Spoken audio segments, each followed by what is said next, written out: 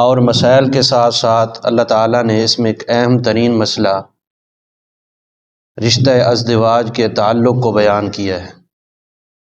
میاں بیوی کا جو مضبوط رشتہ ہے اس کا تذکرہ اور اس کے احکام و مسائل اللہ نے بیان کیے ہیں۔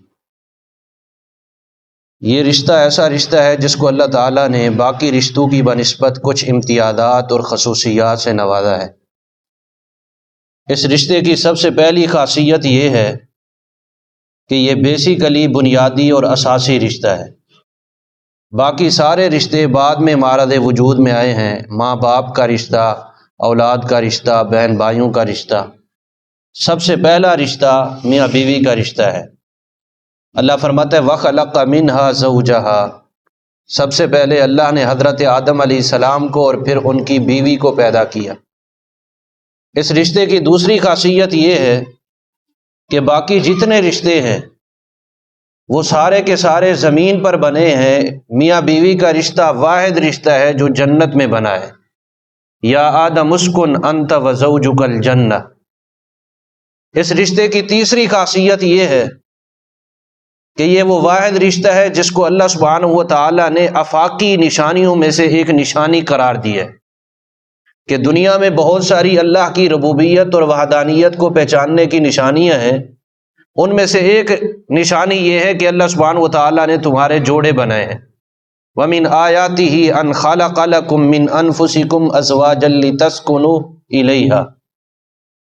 اور پھر اللہ تعالیٰ نے یہ واحد رشتہ ہے جس میں سب سے زیادہ محبت، مودت، الفت اور پیار رکھ دیا ہے۔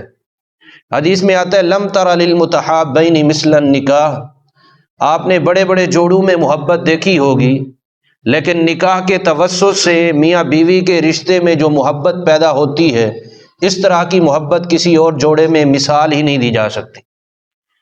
اللہ تعالیٰ نے اس رشتے کو اتنا مضبوط، اتنا پیارا اور بہت ہی زیادہ اچھا بنانے کے ساتھ ساتھ نہایت نازک بھی بنایا ہے۔ یہ نہایت حساس رشتہ بھی ہے۔ دنیا کے جتنے رشتے ہیں وہ ٹوٹ جاتے ہیں لیکن میاں بیوی کا رشتہ ٹوٹتا نہیں ہے۔ دنیا کے جتنے رشتے ہیں وہ نہیں ٹوٹ سکتے، میاں بیوی کا رشتہ ٹوٹ جاتا ہے۔ بہن بھائیوں کا رشتہ جتنے جھگڑے ہو جائیں رشتہ نہیں ٹوٹ سکتا۔ ماں باپ کا رشتہ اولاد سے جتنے جھگڑے ہو جائیں، حتیٰ کہ دنیا کے قانون کے مطابق آنکھ نامہ بھی جاری کر دیا جائے، شریعت کہتی ہے وہ بیٹا ہی رہے گا، بیٹی ہی رہے گی، آنکھ نامے سے بھی رشتہ ٹوٹتا نہیں ہے۔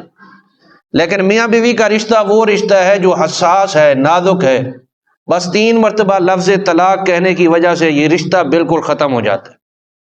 اللہ نے اس کا ذکر 5ویں پارے کے دوسرے صفحے میں کچھ کیا ہے، اختصار کے ساتھ 2-3 مسئلے ہم نے سمجھنے ہیں۔ سب سے پہلا مسئلہ اللہ نے ذکر کیا الرجال قوامون علی النساء، مرد عورت پر حاکم، غالب اور نگران ہیں۔ اس کی وجہ کیا ہے؟ اللہ نے 2 وجوہات یہاں پر ذکر کی ہیں اور ایک وجہ حدیث کے اندر آتی ہے۔ پہلی وجہ یہ ہے بما فضل اللہ بعضهم علی بعض، اللہ تعالیٰ قادر ذات ہے، اس نے مرد کو عورت پر فضیلت دی ہے۔ دوسری وجہ یہ ہے وَبِمَا أَنفَقُوا، مرد کے ذمے گھر کے اخراجات ہیں، عورت کے ذمے نہیں ہیں۔ اور شریعت کا یہ مسئلہ واضح ہے کہ عورت چاہے جتنی صاحب ثروت اور مالدار کیوں نہ ہو، گھر کا چولہا چلانا اور اخراجات، نان نفقہ مرد کے ذمے ہی ہوتا ہے۔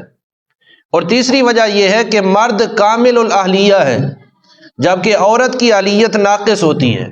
اسی لیے فرمایا لن یفلح قوم ولوا امرهم امرأة، وہ قوم کبھی بھی کامیاب نہیں ہو سکتی جو اپنے معاملات کی والی اور حاکم کسی عورت کو بنا لے۔ یہ 3 وجوہات کی بنیاد پر مرد غالب ہے۔ اللہ سبحانہ و تعالیٰ نے پھر آگے نیک بیوی کی خصوصیات ذکر کی ہیں۔ ان میں سے پہلی خاصیت یہ ہے فالصالحات قانتات، نیک بیوی وہ ہوتی ہے جو سب سے پہلے اللہ کی فرما بردار ہو۔ اور اللہ کی فرما برداری کے حوالے سے حدیث میں آتا ہے عورت کے لیے جنت کا پیکج انتہائی آسان ہے۔ فرمایا جو عورت 4 کام کر لے، المرأۃ اذا صلت خمسہا، 5 نمازوں کی پابندی کرے، وصامت شہرہا، رمضان کے روزے رکھے، واطاعت بعلہا، اپنے شوہر کی فرما برداری کرے، وحسنت فرجہا، اور اپنی عزت و آبرو کی حفاظت کرے، قیامت والے دن اللہ فرمائے گا جنت کے جس دروازے سے چاہتی ہے داخل ہو جا۔ یہ ہے اللہ کی فرما برداری۔ اور نمبر 2 شوہر کی فرما برداری کرنے والی ہو۔ قانتات ان کا معنی ہے قناعت کرنے والی بھی ہو، شوہر جتنا کما کر لاتا ہے اپنی بساط اور طاقت کے مطابق معاشرے اور سوسائٹی کے اندر دوسرے لوگوں سے مقابلہ بازی کرنے والی نہ ہو، بلکہ اسی پر قناعت کرنے والی اور فرما برداری کرنے والی ہے۔ اور عورت کو اتنا شوہر کی فرما برداری کا حکم دیا گیا ہے، حدیث میں آتا ہے اگر اللہ کے علاوہ کسی کے لیے سجدہ جائز ہوتا لَأَمَرْتُ امْرَأَةً أَن تَسْجُدَ لِزَوْجِهَا، میں عورت کو حکم دیتا وہ اپنے شوہر کو سجدہ کرے۔ اللہ سبحانہ و تعالیٰ نے یہ بات ذکر کرنے کے بعد آگے فرمایا حافظات، یہ رشتہ تب چل سکتا ہے جب عورت حفاظت کرنے والی ہو۔ اور حفاظت کس چیز کی؟ حدیث میں وضاحت ہے 3 چیزوں کی حفاظت کرنا عورت کے ذمہ ہوتا ہے، اس پر فرض ہوتا ہے۔ حافظتہ فی مالہ، شوہر کے مال کی حفاظت کرنا۔ نمبر 2 وَأَهْلِهِ، شوہر کی آل اولاد کی حفاظت کرنا۔ نمبر 3 وَنَفْسِهَا، اپنی عزت و آبرو کی حفاظت کرنا عورت کی ذمہ داری ہوتی ہے۔ آگے اللہ سبحانہ و تعالیٰ نے اہم ترین مسئلے کی طرف رہنمائی کی ہے، اور یہ مسئلہ جاننا ضروری ہے۔ اس وقت ہمارے معاشرے میں طلاق کی ریشو بہت زیادہ ہے، بہت زیادہ طلاق بڑھتی جا رہی ہے، اور وجہ یہ ہے کہ شریعت سے لا علم ہے، شریعت سے نابلد ہے۔ چھوٹے سے معاملے پر اختلاف ہوتے ہیں اور فوراً طلاق کی نوبت آ جاتی ہے، حالانکہ شریعت نے طلاق تک کے 5 مراحل ذکر کیے ہیں اس مقام پر۔ 5ویں پارے کے 2 صفحے پر اللہ سبحانہ و تعالیٰ فرماتا ہے پہلا مرحلہ یہ ہے واللاتی تخافون نشوزہن فعظوہن، میاں بیوی کو چاہیے اگر اختلاف ہو گیا ہے، کسی جگہ پر عورت سے نافرمانی ہو گئی ہے، شوہر اپنی بیوی کو اچھے طریقے سے اخلاق اور پیار کے ساتھ وعظ و نصیحت کرے، بٹھا کر سمجھائے، اس کے عیوب اور نقائص کو معاشرے میں، خاندان میں، فیملی میں عیاں نہ کرتا پھرے، بلکہ اس کو پرسنل طور پہ نصیحت کرے۔ یہ پہلا مرحلہ ہے، ہو سکتا ہے اللہ سبحانہ و تعالیٰ خیر کا پہلو نکال دے، اور یہ مرحلہ ہمارے معاشرے میں مفقود ہوتا جا رہا ہے۔ چھوٹا سا مسئلہ گھر آ کر اپنے بہن بھائیوں کو، ماں باپ کو، معاشرے، فیملی اور خاندان میں شیئر کر دیا جاتا ہے، جس کی وجہ سے فتنے بڑھ جاتے ہیں۔ امام اوزاعی رحمۃ اللہ علیہ اپنی بیوی کے ساتھ ناچاکی ہوئی طلاق دے رہے تھے، دوست آیا پوچھنے لگا کیوں طلاق دے رہے ہو؟ کہنے لگے العاقل لا یہتک سر المرأة، عقل مند بندہ کبھی اپنی بیوی کے عیوب دوستوں کو نہیں بتاتا۔ کچھ عرصے کے بعد ناچاکی بڑھ گئی اور امام اوزاعی رحمۃ اللہ علیہ نے طلاق دے دی۔ طلاق دینے کے بعد عدت گزر گئی اور اس عورت نے کسی اور بندے سے نکاح کر لیا۔ ہم میں سے کوئی ہوتا تو پوری فہرست جاری کرتا عیوب کی۔ دوست پھر آیا، کہنے لگا اب بتاؤ کیا وجہ تھی، طلاق کیوں دی؟ فرمانے لگے اب کسی اور کی بیوی بن چکی ہے، میں کیوں بتاؤں، میں اس کا عیب کیوں ذکر کروں؟ یہ ہوتا ہے پردہ دری اور یہ ہے وعظ و نصیحت۔ دوسرا مرحلہ اللہ فرماتے ہیں اگر اس مرحلے میں تمہیں کامیابی نہیں ملی وَاهْجُرُوهُنَّ فِي الْمَضَاجِعِ، پھر ایسے کرو ان کے بستر علیحدہ کر دو، رہے گی گھر کے اندر، 4 دیواری کے اندر، اس کا نان، نفقہ، کپڑا، روٹی، خرچہ سب کچھ آپ کے ذمہ ہے، لیکن اس کا بستر علیحدہ کر لو تاکہ اسے پتہ چل جائے کہ شوہر ناراض ہے۔ اس میں اگر اس کو نصیحت سمجھ نہیں آتی وَاضْرِبُوهُنَّ، پھر ہلکا پھلکا مار سکتے ہو۔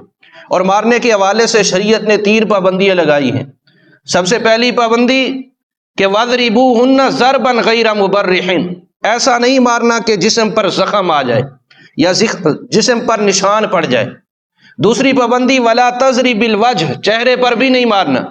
اور تیسری پابندی صحیح بخاری کی حدیث ہے ایسے نہیں مارنا کَجَلْدِ الْعَبْدِ، جس طرح تم اپنے غلام اور نوکر کو کوڑے مارتے ہو، بلکہ جیسے معصوم بچوں کو سمجھانے کے لیے تھوڑی بہت ضرب لگائی جاتی ہے، اسی طرح بیوی کو ڈانٹ ڈپٹ کرنی ہے۔ اگر اس مرحلے میں کامیابی نہیں ہوئی، اللہ فرماتے تم نے سمجھایا سمجھ نہیں آئی، علیحدگی کی، بستر کی، پھر بھی سمجھ نہیں آئی، پھر تم نے اسے تیسرے مرحلے پر تھوڑی بہت مار پیٹ کی، پھر بھی سمجھ نہیں آئی، اب پھر لڑکی اور لڑکے والوں کی طرف سے 2 سمجھدار بندے بیٹھے، وہ معاملے کو سلجھانے کے لیے کچھ اصول و ضوابط اور قوانین مقرر کرے، پھر اس کے مطابق یہ رشتہ ہو سکتا ہے چل پڑے۔ اگر اس کے اوپر چل پڑتا ہے تو پھر ٹھیک ہے، نہیں تو پھر 5ویں مرحلے میں جا کر طلاق کی گنجائش ہے، طلاق کی اجازت ہے۔ اللہ سبحانہ و تعالی ہمیں حق کے سمجھنے اور حق